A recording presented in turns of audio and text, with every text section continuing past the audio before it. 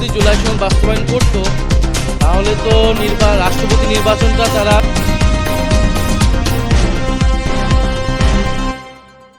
গণভোটের রায় বাস্তবায়নের মাধ্যমে রাষ্ট্রপতি ভোটের প্রত্যাশা ছিল, কিন্তু হলো না, বলছেন এনসিপির নাহিদ ইসলাম। প্রত্যাশা ছিল গণভোটের রায় বাস্তবায়নের মাধ্যমে রাষ্ট্রপতি নির্বাচন অনুষ্ঠিত হবে, কিন্তু সেটি হয়নি। স্বাধীনভাবে ভোট দিতে পারলে রাষ্ট্রপতি পদটি আরও সম্মানিত হতো বলে মন্তব্য করেছেন জাতীয় সংসদের বিরোধী দলীয় চিফ হুইপ ও এনসিপির আহ্বায়ক নাহিদ ইসলাম। বিএনপি যদি জুলাই সনদ বাস্তবায়ন করত, তাহলে তো রাষ্ট্রপতি নির্বাচনটা তারা সংস্কার করে গোপন ব্যালটে, যেটাতে ঐক্যমত আমরা সবাই হয়েছিলাম, সেভাবেই নির্বাচনটা হতো। কিন্তু সেভাবে তো বিএনপিটা নির্বাচন করছে না। ফলে বিএনপি মুখে এক কথা বলে, কাজে আরেক কথা বলতেছে।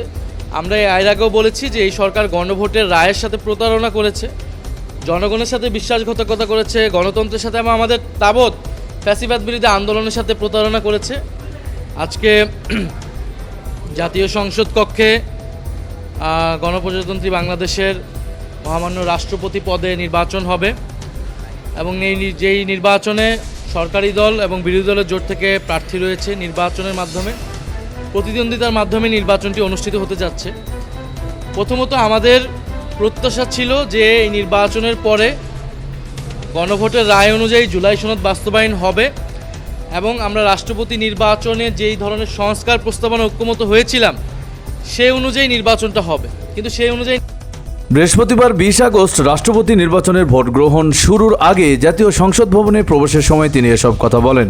নাহিদ ইসলাম বলেন, সংবিধানের 70 অনুচ্ছেদ সংস্কার করার কথা থাকলেও তা করা হয়নি। দ্রুত সময়ের মধ্যে জুলাই সনদ বাস্তবায়ন করতে হবে। বিএনপি সরকার গণভোট ও জুলাই সনদ বাস্তবায়নের কথা বললেও তারা সেটা করছে না। তিনি বলেন, প্রতিযোগিতামূলক গণতান্ত্রিক চর্চার জন্য রাষ্ট্রপতি নির্বাচনে অংশগ্রহণ করেছি।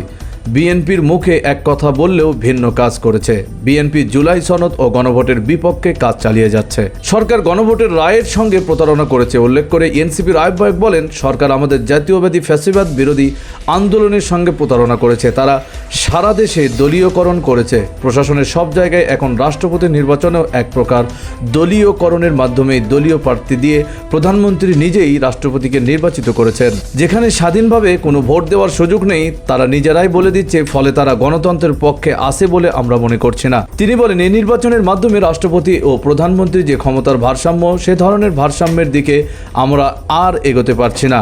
আর আমি কিন্তু এটা অনেকবারই বললাম, একটা রাজনৈতিক অবস্থান নেওয়ার জন্য, জনগণকে একটা বার্তা দেওয়ার জন্য আমরা এই নির্বাচনে অংশগ্রহণ করেছি। আমরা গণতন্ত্রের প্রতি শ্রদ্ধাশীল। নাহিদ ইসলাম বলেন, সরকার কোনো সংস্কার না করলেও বিরোধী দল এই রাষ্ট্রপতি নির্বাচনে প্রার্থী দিয়েছে যাতে এই আলোচনাটা আসে, নির্বাচনটা কম্পিটিটিভ হয়, নির্বাচন প্রক্রিয়াটি নিয়ে মানুষ আরও বেশি সচেতন হয়। এদিকে জাতীয় সংসদ ভবনের অধিবেশন কক্ষে নির্ধারিত সময় অনুযায়ী বেলা 2:10 শুরু হয়েছে বহুল আলোচিত প্রেসিডেন্ট নির্বাচনের ভোট গ্রহণ। নির্বাচন কমিশন গঠিত প্যানেলের তদারকিতে অনুষ্ঠিত এই ভোটের ভারপ্রাপ্ত রাষ্ট্রপতি হাফিজ উদ্দিন আহমদ বীর বিক্রম, প্রধানমন্ত্রী তারেক রহমান এবং বিএনপির প্রেসিডেন্ট পদপ্রার্থী মির্জা ফখরুল ইসলাম আলমগীর সহ অধিকাংশ সংসদ সদস্য ভোটাধিকার প্রয়োগ করলেও বিকেল 4টা পর্যন্ত কেন্দ্রে দেখা যায়নি 3 ভোটারকে।